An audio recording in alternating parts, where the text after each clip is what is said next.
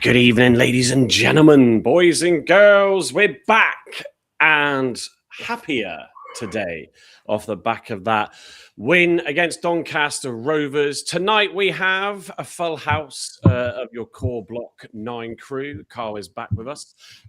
So we got Gavin, Andy and Carl. Gavin, how are you feeling? You had an enjoyable session at Home Park today. Yeah, very. Yeah. A voodoo style lunch. Liquid. A couple of bottles of Malbec and a couple of Guinnesses, followed by a watch of my cousin's band in the Green Taverner suite with a couple more Guinnesses. A jump on the public transport home just to keep the economy, keep the environment nice and safe. In the door, quick snack and a cup of tea. And there I am with you, just in time. No politics, voodoo. No politics. I did see you go home on your barrel bike, Gav. If only, mate. If only I had a barrel bike at my disposal, I'd have jumped on the bugger.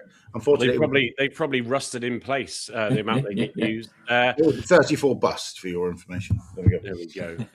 And Andy, how are you feeling? You had a good start to the day. You were up on the moors having a stroll, getting some fresh air, and that looked like that did the trick all day today. Yeah, mate. 7:30 start. Fantastic. Just been out on the moors with the dog. Yeah, fantastic. Game wasn't too good, though, was it? But we got 3 points. I met Carl and Nick's in the pub beforehand. So good evening, Nick, if you're watching. And Carl, I know you're here, mate. Yeah, really good. I'm feeling okay. Good. And Carl, how are you feeling? You were at the Tamerton game this morning. No spoilers, but yeah, they lost. But yeah, obviously, at least Argyle made up for it in the end. More evening, Sophia. Yes, well, thank you for having her this morning. Obviously, that was much obliged because you just can't stick watching football, especially when it's up there and it's nice and cold. Okay, go away from these 6-7s. Yeah, so wasn't the greatest of starts with the Tamerton lads, but they failed at the same hurdle they did last season in the semis. But it was a close game. There wasn't a lot in it, to be honest. But yeah, we won with the same scoreline today. So yeah, it's it was quite happy that we got the result today, and nice we didn't fall like we did a few months ago in the same performances. We wouldn't have got the same result. So we've overcome a hurdle there. So good. Yeah, good. Let me just read out a few comments before I get us going properly. Michael Hawkes, brilliant result for Argyle, much needed win. Everyone, hope you're well. Yeah, and Reading came to win 3-2 after being 1-0 up, I think, and then 2-1 behind at one stage. So still not in the playoffs though, Mike. It must be frustrating because you've done got some good results recently. VW Coco's in. He said, "Good evening. Better second half and defending. Spicy Wedges is in as well. Evening all." Graham Byrne, possibly the worst first half I've ever seen. We've seen quite a few, to be fair, this season, sadly, haven't we? Voodoo is in. No politics tonight, please. And Voodoo, no moaning or trying to complain about Cleverly in any way, shape, or form. or no Derek Adams stuff. No Derek Adams references. And just to check in, how's that ankle healing getting on as well? Let us know. Pie, we were rubbish first half. We were lucky to go into the break of 1-1. Argyle 83, Matt says, "Evening, not being well, but Argyle winning is always nice." Yeah, it's good to see you in, Matt. Notice you've been quiet this week in the chat. So just a shout out to that, actually. If you want to join our WhatsApp group, then give us a shout, drop one of us a note on one of our socials, and we can get you in. There's quite a few of us in there now. It is invite only, just to obviously keep it sensible. But if you want to join that and discuss even more things Argyle, you can. Billy Wilson, Neil, that's not an account I recognise. So evening and welcome to the show. Up the Argyle. Promotion is well and truly on. Brian, all the way over from Boston, Massachusetts, is in with us tonight as well. Evening all, we grinded, I think he meant to say, but griddled out a great win. Come on, you Greens. Are you barbecuing in amongst all that snow over there, Brian? Locks9 as well is in. Good win, needed that after losing one game. Adam Sussex, I really hope Joe doesn't have to continue in midfield. Yeah, wouldn't disagree. Look lost in there. Back for Mala Curtis and Bim. Good games. Malachi Boateng was my man of the match, actually. Spicy Wedges says, back from that there, Lincolnshire, great win up the Argyle just about. Baz and the Cloud, even and all, just thawed out, but a great result. Rubbish first half, but better second. Isn't that the story of our season? We've also got Larry from Plymouth, Massachusetts as well, dialing in, 2 of them across the pond. Good evening, gents. He says, happy for the win. Better second half as well. And Larry is one of our subscribers as well as Baz is on the YouTube. You can find out about that if you go to our channel and hit the subscribe, and you can make a donation to support the show each month. Check that out. What else have we got? Andrew Teason as well. Good job. They were poor. Debbie Firth, evening, guys. Evening to you. And my favourite one that I like to read out the tag, Rambo's Nose, says, sometimes you've just got to grind out a result when things aren't going well. So, right, let me kick us off then with the intro. So, today's game felt like a perfect snapshot of Argyle's season. A squad still short of key, experienced players. A first half that yet again had players shuffling out of their usual positions, looking uncertain, distracted, and lacking control. Argyle struggled to get any kind of foothold in the game and were punished early when Doncaster scored with their first attempt at goal. And what a strike it was, to be fair. Then just when we were expecting a chorus of boos at half-time, up stepped Argyle's informed goal scorer, Bim Peppel, to fire home late on and send the Greens into the break level. The second half was a different story, much like our season on a good side. Argyle came out flying, immediately piling on the pressure, and were rewarded with a handball and a penalty. And with regular taker Lawrence Talai still out injured, Ronan Curtis stepped up only to see his effort saved and then maybe a little too casually failing to turn in the rebound. For me, the key moment, though, came when Herbie Kane came on for Wes Harding.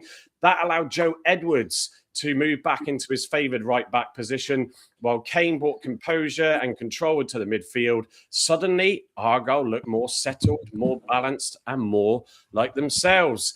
That pressure eventually told when Kane delivered a dangerous free kick into the box, and with finding its way straight into the far corner to the confused Doncaster keeper. Argyle were then 2-1 up. So, from another dreadful start, something that has been far too common this season, Argyle turned it into a reminder of what they can do when the right players are in the right positions on that pitch. The win lifts Argyle up to 10th, and they are now just 3 points away from mathematical safety. Doesn't that sound exciting, finally? Gav, yeah, go on, you go. Give us your synopsis of that game. It was probably one of the worst first halves, but equally, we got our heads together in the second. Yeah, I think I tweeted at halftime something along the lines of, we are dog excrement. I won't use the exact word I used. But with a bit of intense press, we should win this easy. And I don't say it quite ended that way, but we did win it. And I don't think they were particularly threatening in the second half. The formation was interesting. I think that's probably the right way of putting it. Thought the back four looked a good back four. And first half, we were a bit sloppy. I thought Mackenzie took a bit of a while to get into the game, but once he warmed up, he was okay. Great. I actually thought Wes Harding was one of the better players on the pitch in the first half. And then early in the second half, he obviously, for whatever reason, has a tight groin and wanders off. That was a baffling decision for me at the time. I didn't know he was injured, to take him off, because I thought he had a really good game at right back. The midfield was like cling film, I think. It's the only way I can describe it. In the first half, it was just, was it there? Was it not there? We could see right through it, but maybe touch it, maybe not. I'm not sure. Malachi Boateng needs to play with a proper midfielder, because if he doesn't, then unfortunately, he doesn't look that great. I thought Matti Saranola had his worst half of football for the football club. That is a low bar. Curtis looked a bit lost out wide, and we should have started with Aseni and Peppel, in my humble opinion. And I thought Watts had his probably worst game, worst half of football. Sadly. Probably worst game, actually, apart from flick on of the header. He did nothing else in the whole game apart from run really fast but not go very fast, if that makes sense. It was like watching something out of Wile E. Coyote. The legs were going, but the distance covered was minimal. So I went in half time. As I walked down the stairs back to my table, I said something along the lines of, that was the biggest shithouse escape of a half I've ever seen. And we were dreadful. And, you know, apart from one piece of a good cross from Wes Harding, a flick on and Peppel in the right place, we were awful. Although Peppel should have scored probably about 90 seconds later, and instead of hooking it into the near post, if he'd gone back on himself across with his left foot, he would have got us 2 up, and that would have been the end of that. But I thought, sorry, just to break my stride, I thought Voodoo said no. Yeah, correct. There he is. Yeah, no politics, Mr. Doesn't Voodoo. last, does it? Doesn't last. Seeing that we're the Iran under the mullahs. Anyway, there we are. So first half was awful. Second half was better, but I think we were still probably only 6.5 out of 10. I think my now favourite character of Argyle for some time, Alex Mitchell, who came on the stage in hospitality afterwards, hit the nail on the head and said, God, that was awful. I don't know if it was worse playing in it or watching it. That's what he said as he walked on the stage from being man of the match. Just quickly on that bit, Gavin. In the first half, early on before their goal, he was actually shouting, "Come on, raise the tempo for the other Argyle players," and it seemed to have the effect of Doncaster. The ball speed was awful. We didn't play through the midfield. When we went up top, Peppel kind of won the ball and then was robbed. I can't remember us winning a second ball in the first half at all. It was pitiful. To be honest, and you know, luckily Tom and the players, blah blah blah, said it says something how bad a game of football was. At the most appealing part of Mitchell's chat afterwards was to Gaz. Listen, I don't mean to be rude, but can we get on with this, because I've got a table booked at the Steak and Omelette at 6:00, which probably got the biggest cheer of the day, which, you know, says it all. But having said all that, we won, and we won ugly. And I read someone's tweet, and I really apologise, but I've had more than one bottle of wine and a few Guinnesses, so I can't remember who said it. But what I do remember from someone tweeting saying, how many times do we win that playing that badly under Schumacher in the 101 season, going, how the hell do we get away with that? And that was a perfect example of playing badly and winning a game of football. So on that basis, you have to say it was a job well done. Yeah, no, I'm just going to react some comments before I go to Andy. And just as a gentle reminder, Gav, just be careful of the tapping of the mic again, because it's coming through more than normal. I'm not tapping my mic. My mic's you're not? Or unless someone else is, but I think it's... Anyway, just be conscious. Right, let me read out some more comments. Where are we going here? There's quite a lot coming in. So what we got? Stephen Cooper says, evening, guys. Wrexham 2, Chelsea 4. Yeah, sadly, that was a good game up until the sending off. Larry also says, good evening, gents. Happy to for the win. Better second half is key. What else we got here? Terry Alford, evening to you, Terry. Good result today, but I'm not convinced about getting in the playoffs. Well, look, if it happens, it happens. Like I said earlier, Reading have had a great run and still are not in it yet. Heather joins us as well. I see you're on Facebook, Heather Louise Hughes now. Evening, gents, she says. Ads Taylor as well. Evening all. Took time to get going. Needed a formation reform to do it. But well done, the lads. Come on, you Greens. Ethan Prosser says, hi, I hope you're all good. Not the best game today, but a big 3 points. Peter Hemwood, good win, not at our best, that's for sure. Let me just read some new ones out as we got a lot in. Let me scroll down a bit. Doncaster, not a bad side. Their goal was class, but we got the win to keep us in it.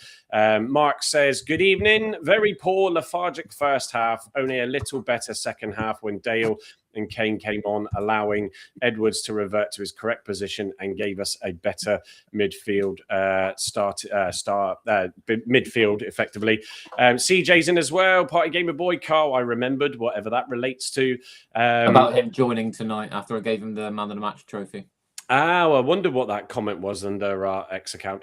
What else have we got? Voodoo saying Jack McKenzie sounds like an interesting character. Pleased for getting him back.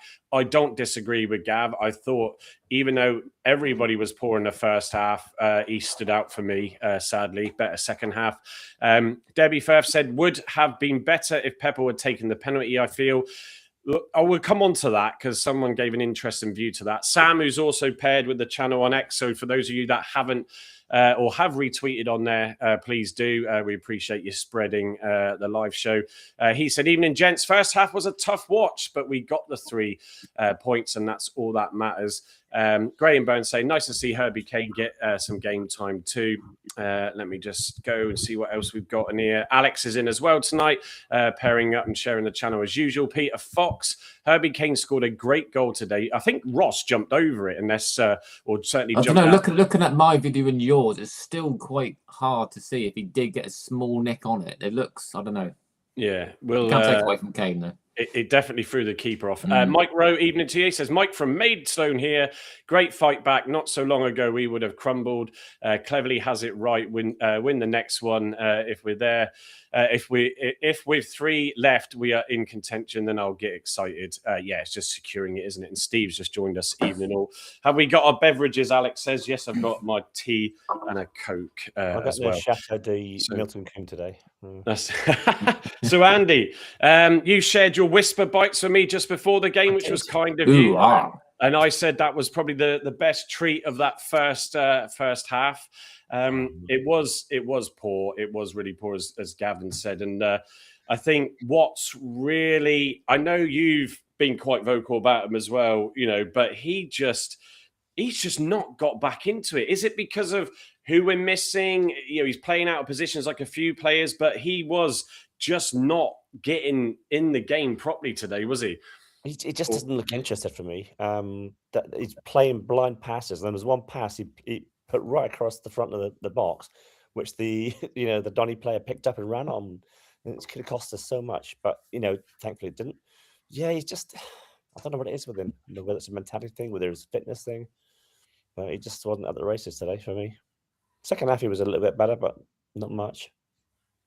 No, he's poor. What else stood out for you throughout the game, Andy? Just the way. I mean, someone's commented already in the comment section that how we fought back. Going behind the way we did, it was a good goal. It was a cracking goal, to be fair. But coming back from that, we wouldn't have done that, earlier on in the season, maybe. So it's a positive there. We won the game, got 3 points. That's all that matters, really, isn't it? Yeah, it does. It does. I think, Carl, they're sort of. You could feel the bit. I don't like to boo. I mean, I joked at halftime, so I went boo, yay, because it felt like that sort of thing at the halftime whistle. We had a very early opportunity, and if Pepper had just known that Sorinola was on his own in the box instead of passing it out wide, I think to Curtis, that probably would have created a great chance. I think there was the odd glimmer of one, but brilliant cross into the box with Harding just holding up the ball, giving it time to think about his cross. I think it was Watts who I believe got the flick on. We do have the highlights, so we'll show them later. And then, our star man of the moment stepping up at the back, finding himself at the back post to slot it home. And that really, I think, dented Doncaster and just gave Argyle that hope. A different conversation as you saw them running off into the tunnel for the halftime team talk. Yeah, like Mackenzie said in the presser afterwards, I think Donny would have felt hard done by going in at 1-1 because I thought they had a decent first half and they're a completely changed team than the one we played up there a few months ago up at Doncaster, who looked way off it. I thought they looked quite impressive. The wingers at Molineux I thought was quite impressive. We just won at the races. It felt very much like the games of the last couple of weeks. Where we just won closing down. There was no intensity, no energy.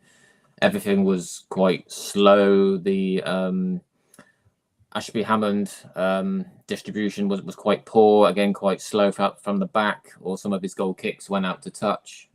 Just nothing was really clicking. obviously they're finished. I don't think really we could have done anything about that. It was a world-class strike. I mean, the reaction of the Doncaster players when that hit the back of the net speaks volumes, and I was quite in awe of the strike. It was no keeper gets anywhere near that, whether it was Ashby Hammond, Hazard, or anyone else. It was just a top quality strike, and fair play to them. On that, Carl, when we had no pressure to clear the ball either, did we, into the box? No, and Edwards just appalling. Exactly.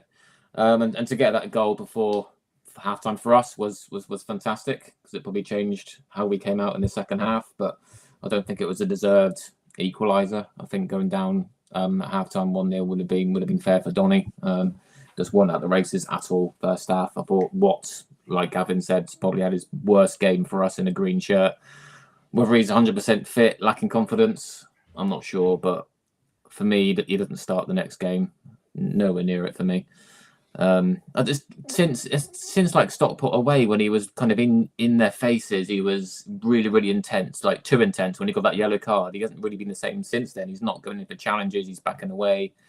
He's just lost that.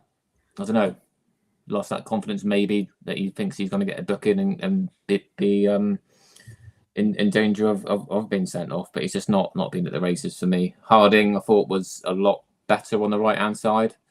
I still think he's probably more suited at centre back, but I don't think he's going to get the game time there at the moment anyway. But I think at right back he looks a bit more dangerous. But obviously with Edwards probably going back to right back soon anyway. I don't know where he fits in. So I thought Mackenzie had a really solid debut. Nothing. He didn't pull up trees, but I thought he was quite steady. He looks fit now. I don't think he'll go again on Tuesday, mind. I think that might be too much. But no, really impressed with what I saw from Mackenzie, and hopefully he can build up to being a regular now. Down on the left side, and obviously second half. When Sorinola picked up the ball, I thought, please not Sorinola, and then he gives it to Curtis, which probably looking back now, I probably thought maybe Sorinola should have taken it. But yeah, it was a really poor effort, and I think cleverly said in post match that probably Ben will be the penalty taker going forward if Tolly's out. So yeah, it was a poor finish. Even the rebound, he didn't really get anywhere near it, did he? When he followed up, Carl, I thought he was going to head the ball. I mean, that would have been he kind of was in kind of two minds of what to do. He sort of dropped for him. And he was, like I said, he was too casual, wasn't he? Just almost, I think he thought he had loads of time and forgot about the team running up behind him. And then on Boateng, I thought he improved significantly when Kane came on. I don't think he was his best first half or early second half. I think when Boateng's got Kane next to him or Joe Rules, he seems to shine a lot better. I think when he's got like a Wiradoo or Edwards is not a centre midfielder, is he? He seems to really struggle because he's doing a lot more of the work and a lot more running. But yeah, we were a different team when Kane came on. Also praise for Owen Dale, which I didn't think I was going to say anytime soon. I thought he was impressive when he came on. A lot of energy. He looked hungry. Yes, his shot was quite poor, but the run leading up to that shot was pretty decent. So for me, going forward, like I said, Watts doesn't start for me, and I think it's time for Owen Dale to get back into the side on Tuesday. Carl, just on that, because I thought I would look at his discipline record, and from what I'm seeing here, he's now picked up his 5th yellow card today, which was unnecessary, which means he will get that game ban then, won't he, on his 5th? No. No, does he not? Is it not 10? There's 10. Oh, is it 10? I thought it was 5. Yeah, it wouldn't be 5 at this point in the season, I don't think. So, regardless of yellow cards, he doesn't get 9 games left, I think. Yeah, but I think he'll just miss based on, regardless his performance. So, but it was a silly yellow card to give away as well, wasn't it? It was out of frustration, and in that sense. So, you said about the goal, Carl, from Doncaster in the first half. It was a great strike. One of those where, and he kept his eye on the ball as he was striking it. And Hammond couldn't do anything about it. You said that in the chat. I mean, he was rooted to the spot when it went in. I mean, we could have closed the player down a bit quicker, but that's just probably being harsh. I just think it's a world that we couldn't do anything about, to be honest. No. The players in front of him are more to blame than the keeper. I don't think Ashby Hammond can come under much negativity tonight. Yes, his distribution wasn't his usual best, but Thought of a good save in the first half. I thought he was solid today, to be honest. Didn't have much to do second half either. I think he owes Curtis a few beers because he made him chase after those distributions in that second half. And Curtis was doing everything to try and get on the end of them. And obviously he was quite more frustrated and agitated because he obviously missed the penalty. On the penalty point, and I'll bring up the player stats in a minute. Someone said to me, and as daft as it might be to bring it back up, but obviously when I can't remember if it was a Senny or Pepper in that cup game when missed the penalty and obviously got all that abuse, and it was a bit like, was there an element of maybe being conscious of that? But I suppose at some stage you do have to move on, and he's the informed goal scorer, Gav. So should he have stepped up and taken it? Yeah. Move on.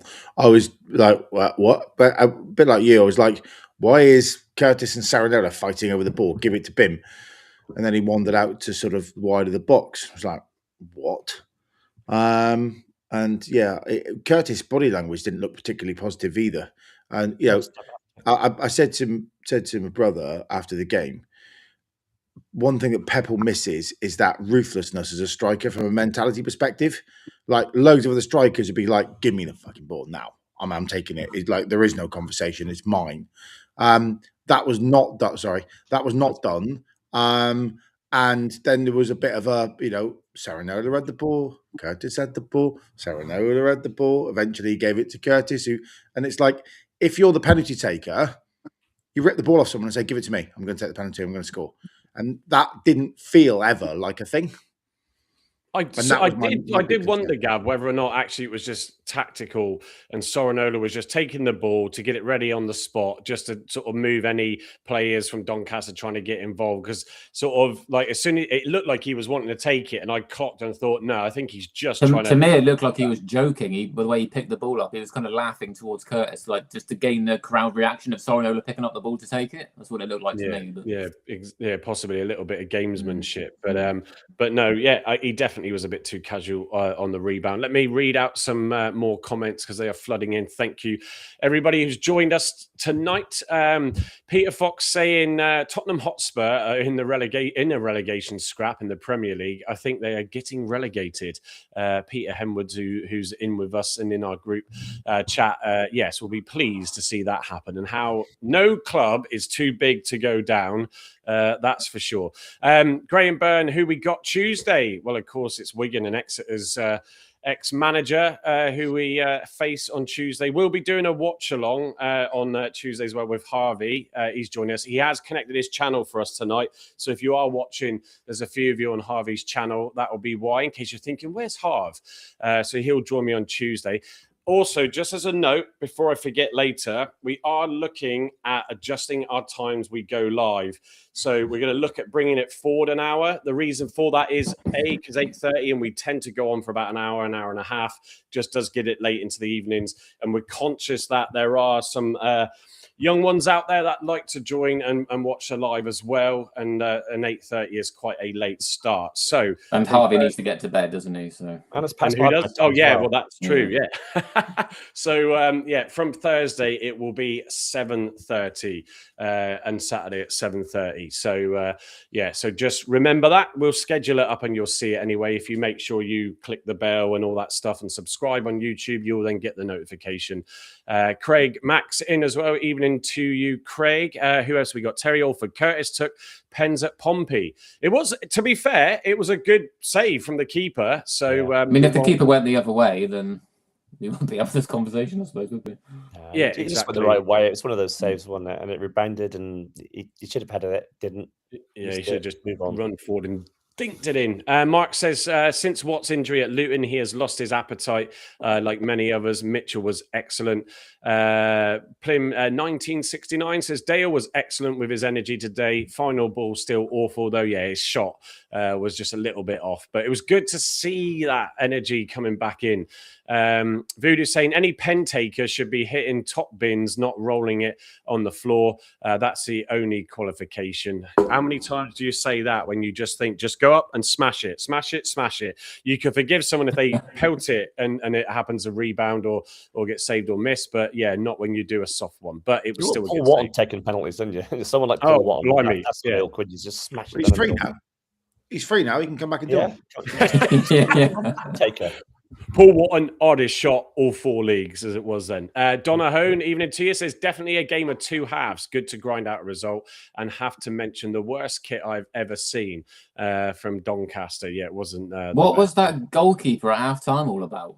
It was his stag. Well, it was his stag do. But what was weird is, and I always forget his name, the PA guy, apologies, said when he walked over eventually, normally you're Pilgrim Pete. So I don't know if it is the guy that normally dresses up as Pilgrim Pete was on his stag. But well, fine, thanks, Gav. But I saw them coming when I was walking down Peveril Park Road to it. They were on a stag do, so that was what it was about. I thought it's on new signing or something. Well, to be fair, he did save every shot the kid took. So could well have been. What else have we got? Andy the Green, although he doesn't get the big headlines, Boateng's contribution this season has been massive.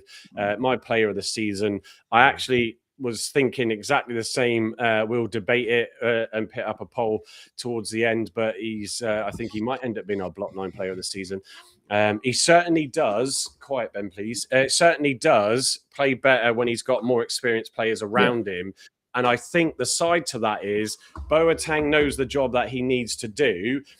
He's relying on others around him of that quality to do the same. And I think then it throws him off and he has to get involved. There was a lot of, I felt in the first half, of like Sorinola and Mackenzie, then Harding, when he switched sides, just didn't seem to just sort of communicate properly with each other. And I think Boateng needs those sort of players around him.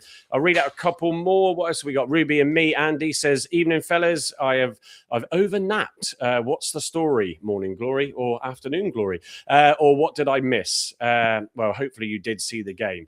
We're going to come on to the player ratings and the highlights in a second. Craig Mack thinks we're getting the playoffs. We'll see. I think the teams that are in there are doing well. Well, we've also got to play them soon, some of them. I'll read out a couple more where we go in here. Voodoo saying apparently our supreme leader nominated Curtis as a pen taker. There's another dig. They won't stop, will they, Voodoo? But that's fine. Baz in the Cloud. I was sitting behind the stag. Name was Sam. Hilarious. Yeah, it said Mr. and Mrs. or something, I think, on the back of his shirt. Right, let me jump in. Keep your comments coming in and chat amongst yourselves. Let's get the ratings up. We all know that these can be interesting as the kids have departed for bed now after that disturbance. So Ashby Hammond, 6.5. A worse rating than Caleb Watts, really? Yeah, well, I did notice that when I was checking it out earlier. He didn't have too much to do. He did pull off that's a good thing, a couple of good saves. Sorry? That's a good thing, surely. Yeah, well, that's it. Exactly. Harding, 6.5. Stevie Vaughan said that he may miss Tuesday's game. I think if he's got a knock, that could be the case. I hope Peppel he's got a tight groin. Sorry? He's got a tight groin. Ooh, right, okay. He needs to see Andy Prowse, doesn't he? Yeah. Well, there we go, Carl. Nail on the head. Yeah, perfect. Give him a call, Harding. I know you're watching, of course. Ross there with an 8. I didn't think he had the best of first halves, but he did all right overall. It was great, I must say, though, to have him back in alongside his centre-back partner, Mitchell, with a 7.3, who did get man of the match, as Gavin noted his post-match speech. Mackenzie, 7.5 in there. Curtis with a 6.7. Maybe a little bit low. Edwards, 7.2. Boateng, a 7. Boateng, 6.9 for Sorinola, a 7.8 for Peppel, and a 6.9 for Watts. I mean, they must have fallen asleep in the first half, whoever does the scores for FOTMob, and then woke up in the second half with some of those. Yeah, Peppel, does anybody know? Obviously, he came off. He was feeling something. He's fine. Good. He'll be all right. Just Gav's like, yeah, it's fine. Like, move on. He's fine. The fact that he was running towards the Devonport going, yeah, fist pumping. He ain't doing that if he's injured, is he? Let's be candid. Oh, you don't mean this, do you, Gav? I mean that. Let's be candid. Yeah, that's. I mean, if I'm the doctor, yeah, sign him off. Well, exactly. He doesn't look particularly injured there, does he, Michael? No, and I'll let it run. Argyle obviously pick these clips up as they do. And I became looks like Phil Collins, doesn't he? This one this time. Against all odds. Herbie Kane put the best pasty on the top of his head you'll ever see. The beauty. There we go. All smiles again. So I tell you what, we'll segue nicely now into the match highlights. Just over a minute of these. Just head it away. The two of you. He did. That's brilliant. You know, as one. Right. No one's. I'd make them watch that for the entire journey to Wigan on a loop. That would look good in the Prem, wouldn't it? That placement. Wow. Look at side, Donny. Good save this. Yeah, there you go. That would have really put us to bed.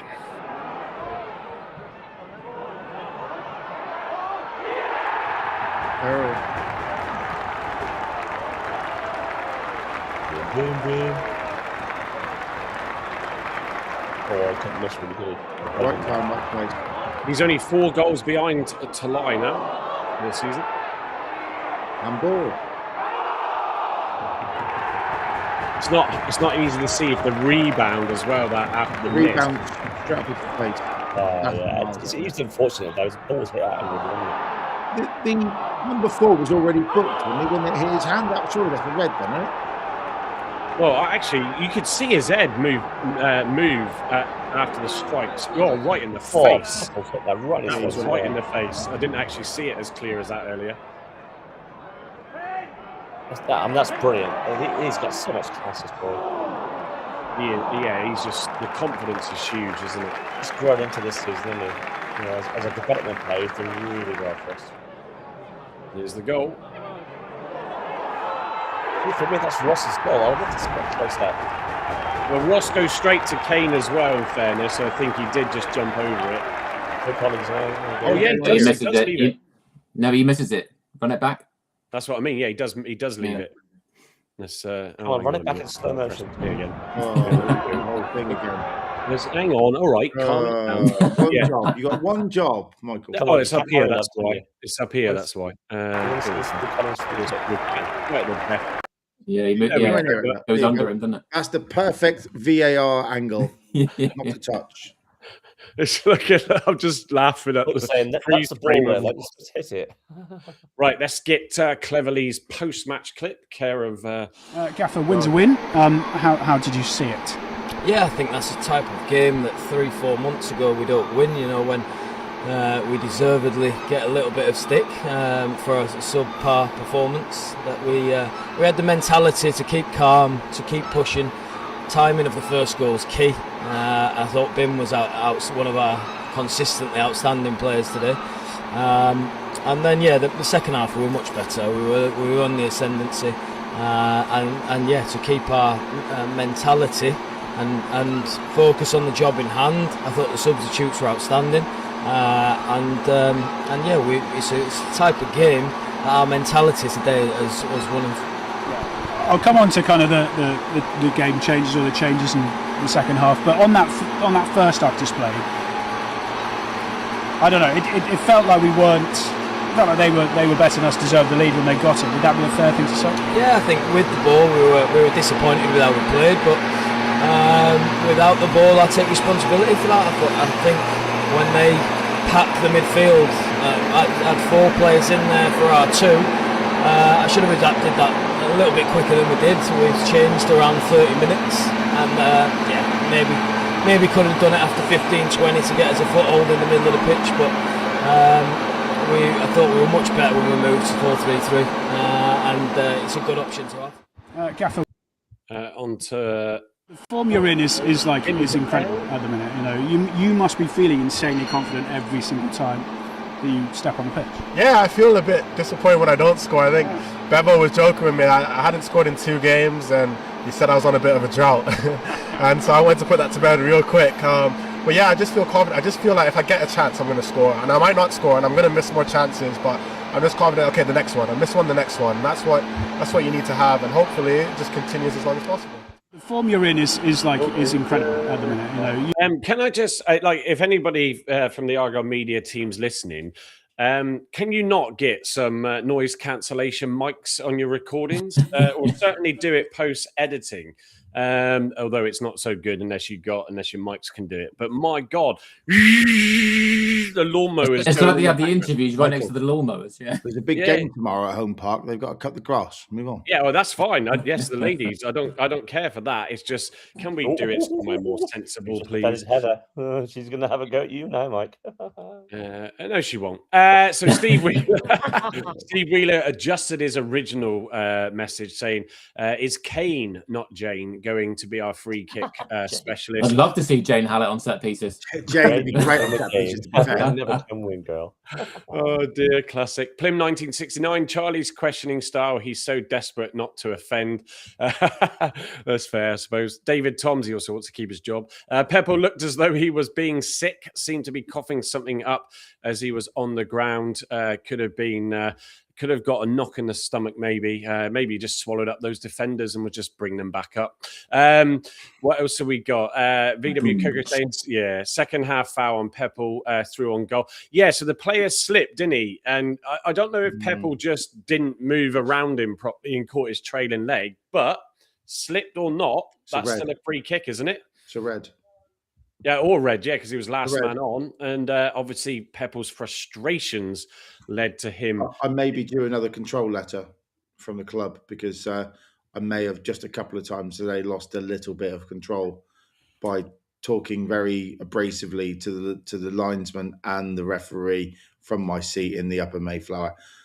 But there we are. But you're not that type of guy, really, Gavin. Oh, really? Come on. It was the refereeing was atrocious, and it was atrocious, and he was one of the better refs we've had all year. That's how low the bar is. Yeah, I just James from the Watford Way has just dropped in. Great to see Tom flying again. Well, I mean, Voodoo might not quite call it that, James, but yeah, it's certainly it's an interesting one. And I don't agree with his comment the other day. Obviously, if we didn't have all the injuries that we have had, it would certainly be better. I still, from what we discussed on Thursday, Carl, you weren't here, but Andy threw it out there about, wouldn't it be great, though, to get into the playoffs and go up? I think that would be a struggle. Not that I would turn it down, but let's just get this club and these players sorted for the season next year and then go from there. What else we got? But thank you for dropping in again, James. So good to see from you. I'm not sure how Watford are doing, but let us know how you're finding your season. I know my dad's happy, although not so happy because Ipswich drew to Leicester, so they're in their playoff push. We don't know who the I'm not sure if it's what country you're from with that name. Carl, Russia. Can you got any chance of pronouncing that? It is definitely Russia, is it? It's definitely Russian, yeah. So we have someone in from Russia. Hello, which teams are these, please? So you have Plymouth Argyle and Doncaster Rovers, as Plym 1969 pointed out to you, and you thanked him for. So thank you for joining us from all the way over there. If you are all the way over there right now, of course. What else have we got? Let me just have a quick look. Scrolling down here. Shankland, T9, come on the Hearts. Evening to you. Stevie Vaughan, does anyone think Peppel, or where's that gone? Anyone think Peppel could get an international call-up for Canada? Well, don't see why not. Yeah, he's a top goal-scoring Canadian in 2026. So yeah, well, there we go. Carl with the stats. The last Argyle player to play for Canada, I'm pretty sure it was Carlo Corazon. I might be wrong there. We need Sam down there, don't we? Carlos Corazon, yeah, cool. Wow, there's Carlo a name. Corazon. Yeah. Stats just quickly. I don't always share these, but they're not great reading, but it doesn't matter. But look at that XG if you want to pick out a number from it. But possession 44 to Argyle, 56 then to Donny. Expected goals 2.45. Strong again to Donny. We have more than one corner, surely. Where's the corners at the probably more than one corner. Yeah, I think we're gonna have to just ditch Mob for live score. Stop Mob. Yeah. It's in fairness, however and whoever it is that's logging this detail at the games. Total shots 13 to Argyle, 16 to Donny. Shots on target 6 versus 2. Big chances 2 to Donny's 0. Does a goal not count as a big chance? I suppose it's not because it's gone in, isn't it? Accurate passing, 58% to Argyle, 65 to Donny. Interestingly, in the first half, the accurate passes from Argyle was higher. It's probably because they didn't really do any. And when they did, they must have found someone. 16 fouls committed to 13. Yes, we did pick up. Let me just check who it was. Was it 9 yellow cards going back to the referee? Well, Watts, Peppel, and Edwards, 5 for us and 4 for them. McKenzie. Yeah. So That's just a joke. 9 yellow cards in a game where there was probably 1 or 2 heavy tackles. And how pedantic, sorry, I'm going to rant now. How pedantic was this absolute twat in the middle who, because Ashby Hammond didn't roll the ball back half a centimetre onto the he books him. He allowed their players to literally go 10 or 15 yards taking a throw in and did nothing. And he did book one of the sort of Donny players for taking time out of the throne, didn't he? To be fair, he did. But the other thing as well, right? When the referee makes a clear and obvious, and I'll use those words advisedly, a clear and obvious mistake, and one of the players on the pitch corrects him in their own unique style, Bim Peppel, you then get, I'm going to book you, young man, for being so insubordinate even. And it's like, what? For telling you've made a mistake, you're going to get booked. It's absolutely ridiculous. Yeah. All these milk monitors and library technicians need to piss off and get some proper referees. It's just a joke now. Every week, it's like, here's a mistake. I'm going to tell you you've made a mistake. I'm booking you for telling me I've made a mistake. No, that is not it. I'm sorry, that is not it. Yeah, horrific. I think we for the new season we might come up with a like a ref watch style Gavin rant. Gav's corner, Gav's rant. For the new season. But yeah, it's frustrating. He wasn't great at all. You could actually I think it was the first half when he was getting stick from the crowd. All of a sudden, we got every challenge. In about 3 minutes, we got 3 decisions. Right? Yeah. Yeah, nuts. Matty H44, good to see you in. Evening. He says, was hoping they'd throw pasty crusts in their area. Oh, hang on, the screen's moved. To the keeper, for the Seagulls around their keeper. They did all come in like a mob at one stage, didn't they, in the game? According to Plym, 1969, definitely only one corner. Yeah, it feels like we have more than one. I'm just trying to think back now. I know Curtis had one down by us, didn't he? Well, Harding's wasn't obviously his crossing looked like a corner, but I know that was fairly obvious then. But maybe it was only one. Maybe it was. What we should do, right? All this pasty talk, right? We should have got Ivan Junior in goal. Could never get pasty. Oh God! Oh, dear. Well, at least it'll taste good if it do. Anyway, do we have a black and white special effects button and then a bit of tumbleweed that goes into the screen? If we do, can we press it, please? What have I got under the graphics thing here? I've got backgrounds. I've got over. I mean, you could maybe this. This. I mean, is there any bed wetting today? No, there isn't. Only for me about the referee, really. To be honest, no. I don't know what mattresses are not a thing today. What other graphics have we got on here? Yeah, Carl's doing his Mac one. We got Spot. There we go. It was a shining performance. That's what you need for that joke. Come on. Yeah, come on. Right. I've lost my trail of thought now. Let me scroll down here. What else have I got? Oh, I've got Harvey's thoughts. So let's bring them up. Let's get what he thought of the game. So that's full time. Plymouth Argyle 2, Doncaster Rovers 1. We made it half ourselves. I did really think it was going to be one of them days after the penalty miss where we weren't going to get that second goal. Thought we improved in the second half. At first half, I don't think we were good enough. We sat very deep. We allowed the pressure to come in from Doncaster, and they deserved that lead. I do want to wish all the fans that made that trip down the safest of journey homes. But what a 3 points for Argyle. Harvey Kane giving us the winner. A great goal. Don't know if it took a touch, but we'll give it to him. And we move on to Wigan now on Tuesday, now owned by ex-Grecian boss Gary Caldwell. I'm not going to be there, but I'll be doing something with the Block 9, hopefully. But then I'll see you away to Reading next Saturday. Have a lovely rest of your weekend, and I'll see you in the next one. Yeah, it will be with me to watch that game. Can we get those final 3 points that we need to secure a run? I think, did they lose in the end today, Wigan? Draw. Was it a draw in the end, was it? So table-wise, I don't have a clip, but I'll just read it out. We are in 10th. on 49 points with that one defeat recently, but 4 wins out of 5. Luton lost today. That was an incredible game, and fair play to Reading. I forget the player, but it was a hat trick. I'm sure Mike. Isn't it nice to see a 0 on the goal difference? Oh yeah, thank you, Carl. Yeah, thank you. All that hard work pays off. We finally get it all square or all level. That's for sure. Exeter lost today. Brilliant. They are in 15th, but yeah, Donny dropped. I don't know if they did drop it to 18th. It's still Leyton Orient, Rotherham, Northampton, and Port Vale in that bottom two getting the bottom two. Northampton, Vale getting draws. Leyton Orient and Rotherham losing, and of course the big one that was the lunchtime kickoff. Lincoln City doing one over their promotion rivals, Cardiff, winning 2-0. I think there's just no stopping them at the moment. Is there, Gav? They just seem to be going on and on and on.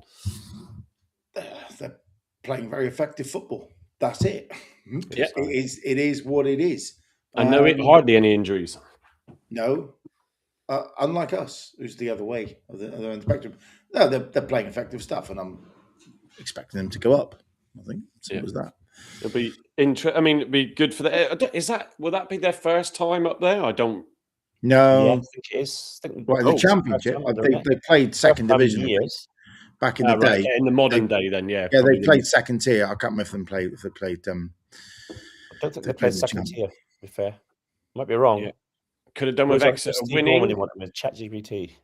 That's Exeter have got Lincoln and Cardiff next 2 games, and there's 6 points off the bottom 4. Ooh, wow. And then when they go into administration and have a 10-point deduction, they'll be down. Nice. Yeah, we all know what that feels like. Love it. Yeah, we do know what that feels like. In terms of, so this was the first game of 4 back-to-backs. It's Wigan on Tuesday, as we just said. 7:45 kickoff for that one. And then it's the one that over 3,000 of you are travelling up to on the 14th on Saturday. It's the Reading away game. I think that's going to be an absolute cracker. I'm not going. I will be there, though, to do the watch-along. And I think it's going to be a hell of a game, that one. Can we stunt Reading, Michael Hawkes? Yes, we can. Talibia back then, wasn't he? Say again? Talibia back then. Is that the one he's back for? He should be. Mike, I hate to say it, but Tali's back for that one. Yeah, he's what does he say? Kelvin something Echo Hibti man. That's a poor attempt at that, or something even. We can't say it long due to the name Big Striker 2. Yeah, considering you lost your main man for the rest of the season, someone's obviously stepped up to fill his boots. Terry Orford, winning teams don't get injuries. That's clear. Lincoln not been in the Championship or the old Division 2 since the 1960s. I thought they played second division football, but I didn't realise they weren't in the Championship. Yeah, that's it. Thank you for that, Steve. That's good to know. To be fair. So I'm just thinking, as we approach the hour, I'm just trying to. Press conference. Who's watched the press conference at the end there? Yeah. Carl, any points of note from that? Lots of talk about obviously playoffs. Tom's as predictable, just going for the next game, thinking about the next game, which is probably the right call. There's no point of talking about playoffs. There's still loads of games left. 11 games is a lot, and I think it's right to concentrate on the next game and then just go from there. Mackenzie, I did have a couple of things jotted down. Said he was buzzing with his start.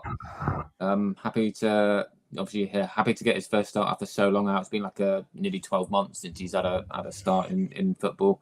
He did feel knackered by the end, which probably we all saw. He looked a bit tired.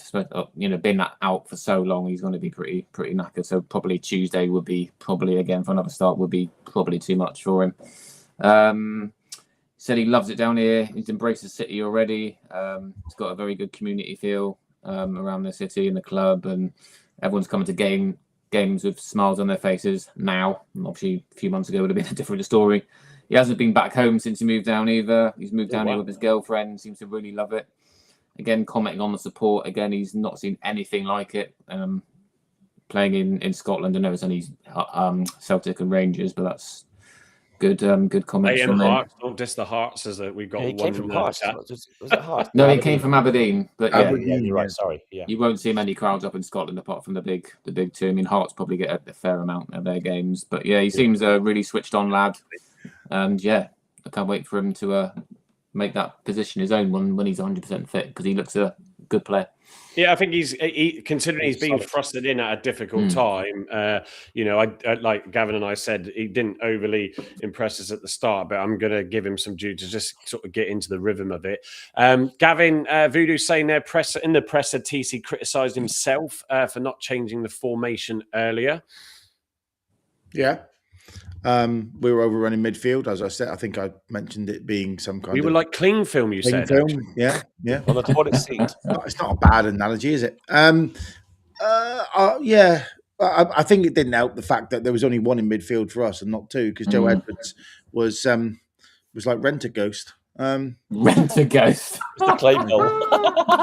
There's one for the past boys of a certain age. Those who have got no idea, go and Google it. That was a great kids series. Anyway, so Joe's basically not a midfielder, is he? As long as he's got a hole in his backside anymore. So, but he looked like a player playing right back. 4-3-3. I don't like it really, if I'll be honest. 4-4-2 is better, as long as you've got two people who can actually play midfield and centre midfield. And I still think Owen Aseni should start up top with Pepper, and I'll die on that hill. Same. Yeah.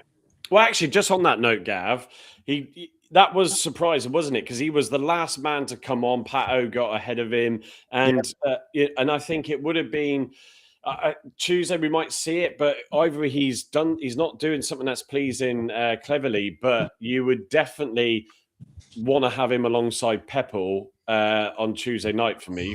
Would you agree? Yeah. In a word, I picked him for this team today. He I don't know. He must have. I don't know. Did he flirt with TC's missus on a night out? I don't know, but something's up there.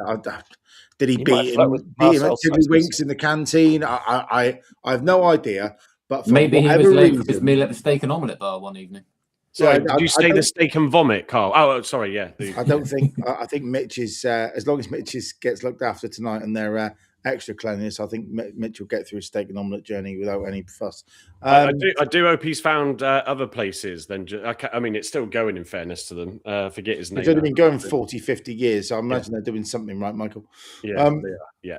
Michael. But back to Aseni. He's got. For me, I don't know why he doesn't start up top. Although he didn't look particularly effective when he came on today. But I think it was he's doing his shoelaces up, Bin Pepple, so he must be injured. Get him off. I think that was what it looked like. But he obviously wasn't injured. He did have a limp though. He was feeling something, and then just went off for precaution. Yeah, it looked like he was tucking his shoelaces inside his left boot when he bent over for me. But there we are. I think we only play well if we've got two connected strikers up top. We go up early to them, and then what joke's that? And then the midfielders bomb on. But we just look weak with what's up there. It's Curtis can't play out there, even though he's probably more effective because he's needed wide. Watts isn't capable of playing in that top two, so we've got to play Aseni, in my humble opinion. But we didn't, and we probably won't on Tuesday, although we should. I won't read out what Andy's just put in the private chat. What did it me? Or was it not? I can't get in the private chat. It's locked me out for some reason. I've got a little. Well, it was you because it says the grumpy loyal. Yeah. Well, then it was it. Oh, it might be me then. Yeah, Bin was tucking something else into his socks, is what he said. Just for schlong. Jason joked about that next to me during the game. Also, I tell you what, I think as we just break over the hour, we'll call it that, I think, for tonight, because we got that game on Tuesday. So look, it's good to finish off on a high. I want to give a shout out to Ollie, who said hello in Starbucks on Friday. So hello to you. Do you also want to say about give the fans what they want? You are an absolute abomination. Are you going to mention the ladies' game tomorrow, Michael, or are we forgotten about that now? Yeah, just give us that final reminder, please, mate. Thank you. Home to Lewis in the league. Kick-off time. 2 o'clock. If your children want to get there, I think it's 12. Then the entire squad sit in a very long table in hospitality or in Club Argyle, and there's lots of pre-printed pictures with bits for people to sign, and the girls are very open and contactable, and are great with the supporters. I asked before I left. There was 700-800 tickets sold already for tomorrow, which probably makes me think it's going to be 1,200-ish, 1,500 maybe if we get. Did you see if the two girls played for Wales, Gav? No, I've looked. They didn't. 3. No, they were on the bench. Didn't. I think, weren't they? So they were on the bench. Didn't get on, from what I can see. So they'd have hot-tailed it back tonight straight after the game, and I imagine they'll be thrust in straight away tomorrow, or at least be on the bench. Yeah, sounds good then. We should win 3-4, 5-0 tomorrow comfortably, in my humble, if we play with the intensity that we have been in recent times. So it'll be a good day. The weather's dry. Get to Home Park, support the club. It's free, I think, for under 14s and £5 for an adult. You can't beat that. So, pom-pomming away, go and support the girls. Yeah, and don't forget, if you want your photo taken with Gav, he'll be more than willing. I'm more, listen, nobody, and nobody that I don't know come and says hello to me. Fact, okay? I have not got your celebrity sparkle, Michael. Apart from when you get a tap on the shoulder. But that's normally to say, can you please sit down and shut up because you abuse the linesman too much. And the linesman's family doesn't hate him. They do. Yeah. But that's fine. The only thing I got this week was 2 people that know me said I had great joy in watching me piss my pants on the Sunday show last week after we lost about the medical and the strength and conditioning team. So thanks everyone who listened to my rant and laughed. I was a little bit emotional at the time. There we are. Mike, I'm going to send you a quick team for Tuesday. Just keep going. Oh, what? Really? Do you have to? Yeah. I tell you why you're doing that, Carl. Yeah. Come on. Carl's coming cheeky with that, thinking Gavin won't be ready. Gav's just grabbed his phone. He's going, well, if you're going to play that game, I'm already on it. It's fine. I'm going to play it. So, okay, I'll remind you all while we wait for them to do that. And I can see there's some scores. So Terry's going with a 3-0 loss on Tuesday. Wow, Terry. Stevie Vaughan's going with Argyle to win 3-1 against Wigan. Pebble, Curtis and Ross. Matty H44 is going with a 1-0 win. Stevie Watson, good to see you in. 2-2. 1-0 Argyle, says Locks9. I'm just seeing if there's any others. Oh, let me scroll down. 3-1 went on Tuesday, says Plymouth 1969. It's a great show, guys. Up the greens from Stevie Watson. Thanks for that, mate. Starbucks, no. I got treated to a drink in there. I don't frequent. I just think it's a waste of money and the coffee's crap. So I always order a hot chocolate. Team in the chat, Mike. Say, team in the chat. Team in the chat. It won't be as good as mine, Carl. That's all I'm going to say. Ben, I didn't see you, Ben. Sat down in block 9. You were down the bottom on the right-hand side of block 9. So you can run, but you can't hide. Right, let me just team in the chat, Mike. Hang on. There we go. This is hilarious. So much for an early night. Cheers. Right, anyway. Right, let me bring up Carl's. So Carl, while I download Gavin's, please read out your team for Tuesday night. So, Harding to swap back. I know I said he's probably better on the right, but I think Hobie Kane now will start on Tuesday. So that then means Edwards goes back to his natural position at right back. So swap Harding over onto the left. Watts doesn't start for me. Owen Dale starts along with Curtis. And then I still want to see Ossetti up there with Pebble. Yeah, fair enough. Let me switch back and look at this. You see, I know what I'm doing. Let's get Gavin's up. And is he gone the same way? Nearly. Take it away, Gavin. He has. No, he doesn't.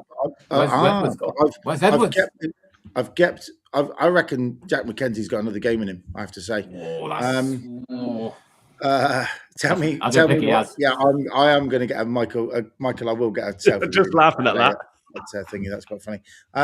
So McKenzie, Mitchell, Matthias Ross, and Wes Harding in the back four. Give our skipper a rest and stick him on the bench. And then if McKenzie falls over, move Wes Harding to left back, assuming Wes's groin is suitably massaged and rubbed in the right places for Tuesday night. Herbie Kane in the middle of midfield with Maliki Boateng, Ronan Curtis on the right, Owen Dale on the left, who I think was my man of the match today, even though it was a cameo. I thought he was excellent. No, what have I done there? No, it should be. You've put It Watts should on, haven't be you? I just noticed. Owen Aseni Oh, and Bim. Caleb I've Watts. rushed, haven't I? I've Oh, rushed. yeah. See, Are you watching Andrew T? So I've embarrassed myself once again, but it's only because of time pressure and probably too much wine and beer. But up top should be, for those who are listening, in my team, Owen Aseni and Bim Peppel, and Caleb Watts drops to the bench. yeah. I would love Mackenzie to start, but I just don't think he's going to risk him. No, He recovers tomorrow, isn't it? I mean, he hasn't played for 6 months, so That's what I mean. Well, So not going to be tired, is he? 90 minutes, 2 starts. No, but if he plays 60 and then the 30's off, he's done it with our skipper, who's like 300 years older. God, drop the mic. Oh, his emojis and Stevie Watts, so they haven't come through properly. But yeah, what happened last time we played 2 away games in a row? Yes.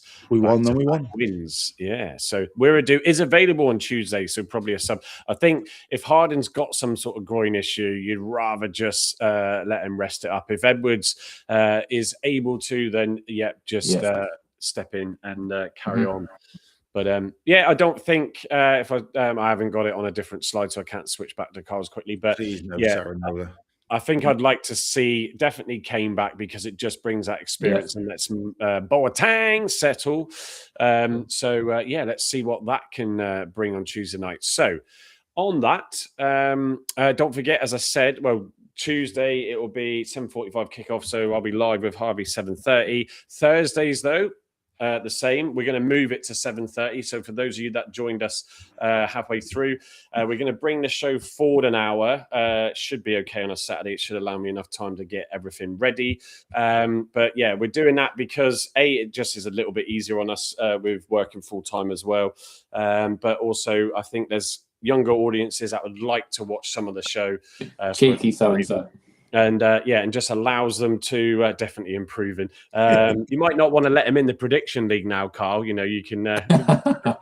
So just we think it will just allow for a better chance for people to watch the show. So 7:30s, and we'll see what that does. But yeah, I look forward to that on Tuesday. Hopefully, we can go and secure our League One status, and that will be a relief. And then we can play with. Oh, that's a good point. I don't think Wright can play, can he? Against us. He can't. No. He can't play against us. No, it's in his contract. Scoring that 112th minute cup winner the other night, did see the goal in the end. So fair play to him. But yeah, any quick final thoughts then? Starting with you, Gav. We've got to get more aggressive in the first half. We've all that press and intensity and high tempo and aggression and ball speed. We've got to get it back, or we're going to lose the game on Tuesday night. I'm pretty sure. What do you think your score will be as well? Thank you for ever reminding me. If we play with that level of intensity, press, and everything I've just said, and ball speed, I think we'll probably win 2-1. If we don't, I think we could probably lose 2-0. You know. Now, having caveat all that, Wigan couldn't even beat Blackpool today. So no. But you know. Our dear friend Gary likes us, doesn't he? And he likes to get his best games against us because it'll be his cup final, I'm sure. Especially because he used to be TC skipper and he used to be our Exeter. But I'm hoping that we get that bite back and that snap back in the middle of midfield, and that if you pick Aseni and Peppel up top, you're going to get far better press in their final third. Did anyone today think that Caleb Watts was running like Scrappy Doo or something? Headless chicken. It was like nowhere near it. Nowhere near it. Scooby Doo's finger was on his collar, and he was like, and he wasn't going anywhere. That was poor. I think you've got to play Aseni up top with Peppel. That will provide the platform to push and intensify. I thought Curtis pressed well today. I thought that Saranola was miles off it, if I'll be honest, and I thought that Watts was miles off it too. So that stops it, didn't it? Because that we play well when our top two press really intensely, and Peppel does it, but no one goes with him, so he looks a bit of a fool. If we get that done, in treacle. Sorry, So Andrew's comment: Watts was swimming in treacle. Yeah, he was. Yeah, no, he was. Yeah, that's exactly what he was doing. What treacle? So yeah, I hope we got to play with intensity, press. Be great to have Brendan Wirrady back on the bench, which means Harry Kane can start and play 60 and Brendan Harry Kane 30. Harry Kane. Not Harry Kane. Said Harry Kane. Well, if we have Harry Kane, why waste in the middle of midfield? We stick him up top of Peppel. That would just be foolish. But I think he's probably a little bit out of our price range. I think his weekly salaries are entire squads. But there we are. So yeah, we think if we can regain that intensity, press, ball speed, and everything we were doing Cardiff and beyond, I think we'll win the game. If we're passive like we were for the first half of the day, I think we're going to get duffed up. Yeah, thank you for that short final word. What did you, midnight, but we're all right. What did you say your score prediction was, Gav, if I missed it? Sorry. I said it's 2-1 if we play with intensity. If we don't, we're going to lose 2-0. Yeah. Andy, your final thoughts? You got 10 seconds and your score prediction? So final thoughts, really. I think we're being a bit harsh on Watts. There is a player in there, but you just haven't seen it, and he doesn't fit in this system. Hang on a minute, you were giving him stick all game. Don't go and but he doesn't fit in this system. But there is a player in there. He can score goals for us, so let's not get on his back. Yeah, fair enough. Tuesday night, we're going to beat Wigan 1-0. There we go. And Peppel's going to score it. Yeah, fair enough. And Carl, from you tonight, please. I think if we want a realistic chance of top 6 with the 4 games we've got coming up, obviously Wigan on Tuesday, followed by Reading, Stevenage and Huddersfield. That's a really difficult 4 games. So I think we should go out and try and take the game to Wigan and try and get the 3 points, because I think that's going to be the easier out of the 2 between the Reading games. I think with 3,000 Argyle fans travelling up, we know what tends to happen. We have a large away following away from home.